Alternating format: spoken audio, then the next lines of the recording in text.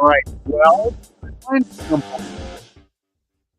at the end of Sunday of week 1 of the NFL season, it's finally here. We had a full slate, and I wanted to touch on the Pittsburgh Steelers in particular. And it's going to be a talking point all throughout the week. It's certainly going to be a talking point on Monday before Mike Tomlin will speak on Tuesday. And he even told the media, I'm not going to answer now. Ask me again on Tuesday. And we should have all predicted that would be the answer for Mike T. But I want to touch on the Steelers winning in typical Steelers fashion, similar to how they actually won early the last couple years when obviously the quarterback position was very much in doubt and was complete chaos that has led to this new group here in 2024, now led by Justin Fields, who did start and win the game over the Falcons for the Steelers. And of course, the veteran Russell Wilson, who won the job after training camp but got hurt and couldn't start this game. And I want to touch on how, they won the game and why, for me, even though I previously supported Russell Wilson starting the season as the starter and always knew he would, thought it was a mirage for people to talk about a quarterback competition, local, national, doesn't matter, colleagues, friends, doesn't matter. I thought it was a mirage. And I think they maybe did too, and they're looking for engagement. But regardless, all of us who were paying attention knew it was going to be Russell Wilson. Mike Tomlin's always going to lean on the veteran. You don't bring in Russell Wilson, even though you're not paying most of his salary. You don't bring in a former Super Bowl champion, former multi-time Pro Bowler, even though the last couple of years were rough. You don't bring that guy in knowing he has no chance. Or you're not giving him a competition with a former first round in Justin Fields, but a young QB who has proven nothing, even if Russell Wilson needs to prove more. That situation is going to lead Russell to being, as Tomlin always put it, in pole position to be the starter. Doesn't mean he'll end the year as a starter. I certainly didn't think that would be the case. I certainly thought he would eventually putter off and they would hand the keys to Justin Fields and see what happened, and maybe it would work out. But I thought week 1 it would be Russell Wilson, and I was right. It was going to be Russell Wilson in week 1. But a calf injury led him to miss the game, couldn't start. So it was the Justin Fields show. And they won, as I put it in asinine fashion. Chris Boswell, 6 field goals. He ends up becoming the only kicker to convert 6 field goals. He was a perfect 6 for 6 and punt, for crying out loud, in the game. So he set history. Clearly the special teams player of the week, gotta be Chris Boswell. You hand the game ball to Chris Boswell, maybe you cut off a sliver to the defense that made play after play. Certainly the Jackson interception, certainly plays by TJ, certainly plays by Alex Highsmith, especially towards the end to lead the Steelers to an 18-10 kind of sloppy, really not a great game to watch victory over the Falcons, who turned it over 3 times. Kirk Cousins looked out of sorts. He's not normally a pick machine. He normally throws the RTDs and then whatever else that'll maybe you'll take with it, but not normally a pick machine. And he was in this game. He did not look good. He looked old Kirk Cousins from the Washington days that franchise didn't love him for. So he had a bad day. He looked as bad as he's been in years. And prior to the injury, Kirk Cousins was having an MVP quality season last year, leading in many categories. So I do still think, for an aside, that's not what this brief live here is about, but I do still think Kirk Cousins will turn it around. The Falcons will turn it around. They will be a contender, and he will potentially even be a Pro Bowl or MVP candidate to lead them that way in a wide open NFC South. I still do believe all of that, but they have a lot of kinks to shake off. So in week 1, it wasn't there. And maybe the Steelers would have still won with Russell Wilson if he was healthy. Maybe they would have gotten the end zone. Of course, Justin Fields did not get them there. But I do think Justin Fields warrants staying the starter, even if Russell Wilson is healthy now. And he very well may be.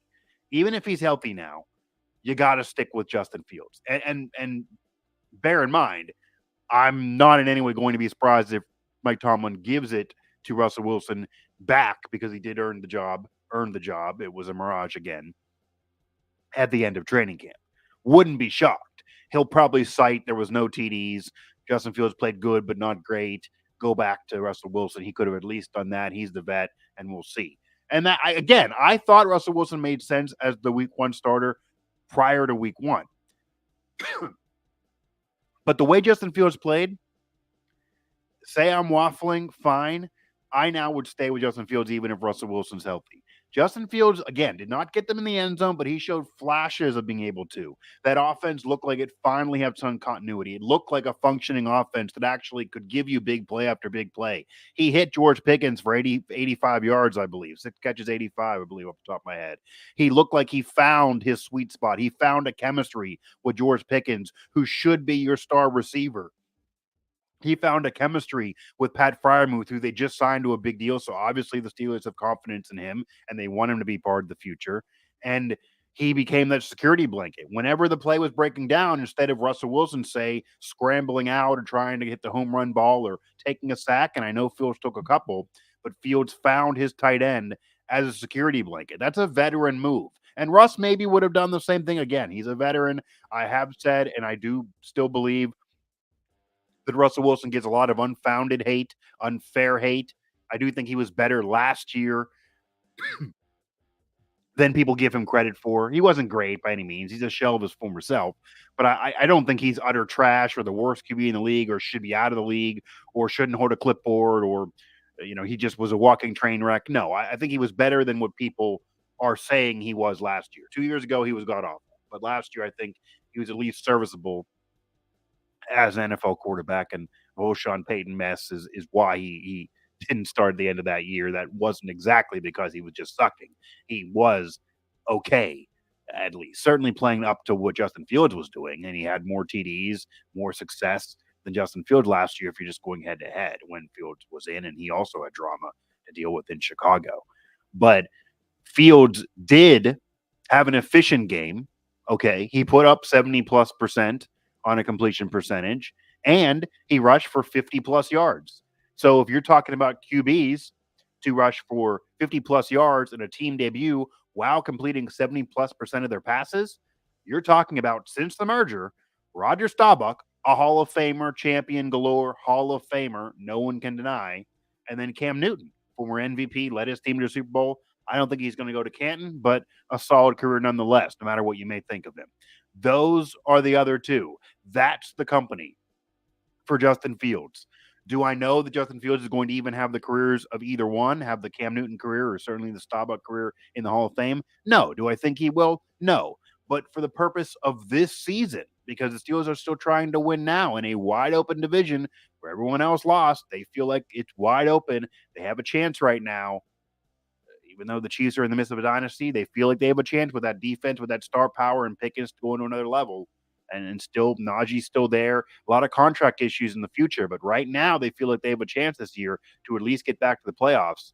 And I would try to do that while also seeing what you have in the future with Justin Fields. If you play Fields, you're at least going to get this effort at a minimum and figuring he'll only get better, getting more comfortable with the offense. You take him out now, you're going to lose all of that.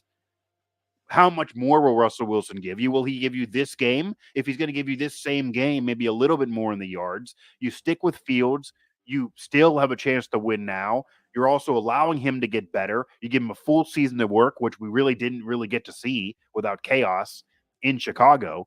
And you then can evaluate if he is the guy to give a new contract to pay more for the future, because both of these guys could be up at the end of the year. And who knows if they're dipping back in to the quarterback market.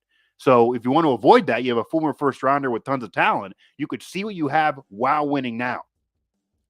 If I thought Russell Wilson was going to give you loads more and be what he was in Seattle, maybe, okay. But that's not the Russell Wilson anymore. And even if you feel like he would have got you in the end zone, the Steelers did win anyway. They can win games like this. They did even last year earlier in that season with Pickett, and obviously everything that ended there, Mason leading them to the playoffs. They still did get in the postseason. So a 9-8 probably crawls you in again. And I'm not saying that's the goal. I'm not saying that's going to be good enough. I'm not saying that's going to make you happy if you don't win more than that.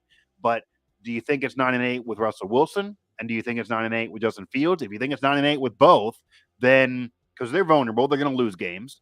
Then you stay with Justin Fields. You let him improve. You give the offense what you saw from the offense against Atlanta, again, figuring he's only going to get better and maybe give you more as you go throughout the season.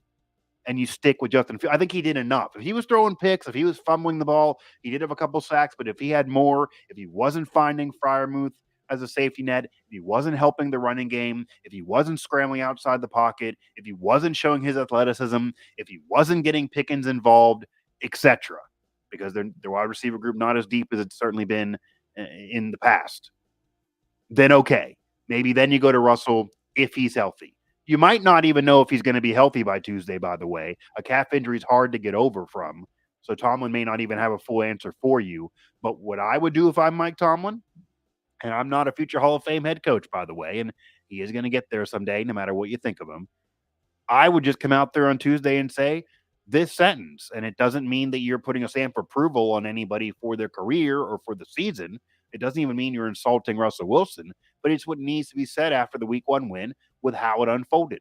I would just simply say Justin Fields played well enough to warrant staying the starter for us moving forward for the foreseeable future as things stand. And that leaves you tons of vague comments there to change. If he sucks, if you lose, if it's not what I'm saying, if it's not what it was against Atlanta at minimum in week 2 and Russell gets healthier, okay. You then go to the veteran Wilson. That was the guy that was going to start week 1 without the injury anyway. You chalk up to saying, hey, we got to win thanks to D, Boswell, and Cousins sucking.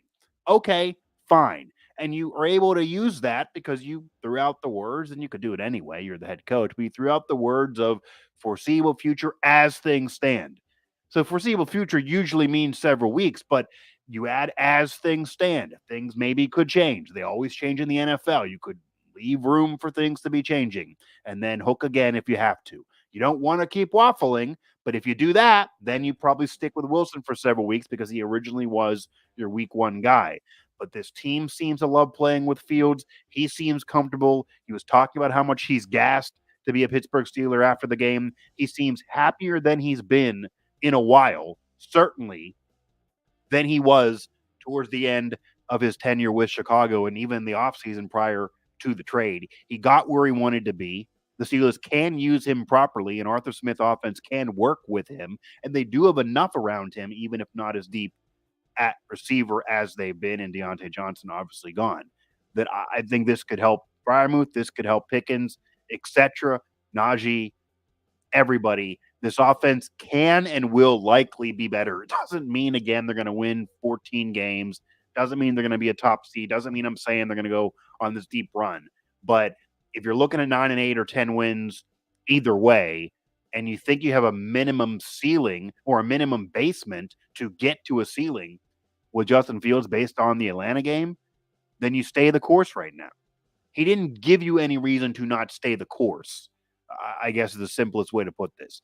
He did enough to warrant the job. I did write about more of this over at Yard Barker, pretty much giving you a show off of what I wrote as I just finished writing it, that he just did enough to warrant staying the starter. He didn't set the world on fire.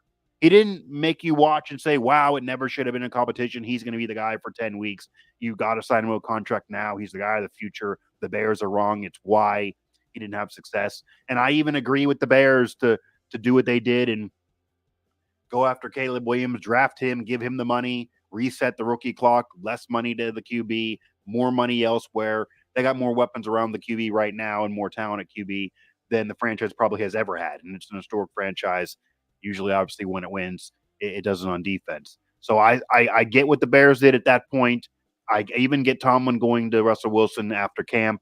But Wilson got hurt. Sucks to have it happen. Injuries do cost you spots in the NFL. It's a true thing. It's been happening all the time. Look at the GOAT. Look at Tom Brady's career. He got started thanks to an injury to a Pro Bowler and a guy who took the Patriots to a Super Bowl appearance, injured Bledsoe. So it wasn't like some slouch. I just think Wilson is eventually maybe going to be healthy. But regardless, Justin Fields has done enough to warrant staying the starter. Justin Fields has just done enough to warrant staying the starter. He didn't ruin the game. He managed the game. He showed his athleticism, and he was efficient. Those are the 3 things you got to hit on. You throw Russ in there, you have a chance at more picks. You have a chance at more sacks. You have a chance at plays breaking down. You have a chance at him trying to do too much. You maybe add more yards and 1 TD, but does that good outweigh the bad, the more bad that could happen after you just won and had enough of success with Justin Fields? So again, I think you got to stay with Justin Fields as the starter until things change. We'll see what Mike T does. We'll see if he filibusters again because it's certainly possible he could let it linger beyond Tuesday. I'm not surprised they didn't want to answer that on Sunday, obviously, but I don't fault any colleague for asking who was covering the game. Obviously, in Atlanta, it makes sense to ask, but I knew he was going to delay that. So we'll see what he does. We'll see what happens. We'll see what the team does with Fields if he stays the starter, which is really what you want to watch for now, or what changes if Wilson becomes the starter. I also do think that staying with Fields now because you're coming off a win. If you're coming off a loss, sure, but if you're coming off a win, allows for less room for criticism if it doesn't go well. They're not going to go undefeated. They're going to lose games. The offense didn't get in the end zone. There still are problems, obviously. So if you lose with Fields, you at least could cling to, well, you just won. He was okay. There was athleticism, the 70%, the 50 yards on the ground, the history there. It was enough to warrant him being the starter. Wilson wasn't 100%, even if he's healthier, and so on. And that'll cover you from any criticism there. I think most people would think that it's reasonable to stay with Justin Fields right now. If you take Fields out after he just won, no matter the problems, you put Wilson in and he turns it over more, he takes more sacks, and you lose. Or you get down by a lot and hook him at halftime or whatever, but you lose.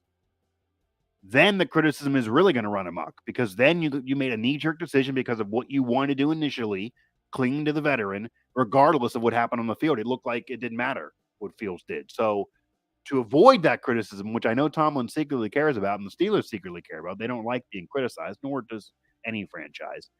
You stay with Fields, but also because he's done enough to warrant the job. He played well enough to warrant staying the starter, even if Russell Wilson is healthy. So, Mike Ostie here, obviously. This is my personal channel. This is not affiliated with any other show I may do. This is not Mic Drop. This is not anything to do with my personal career.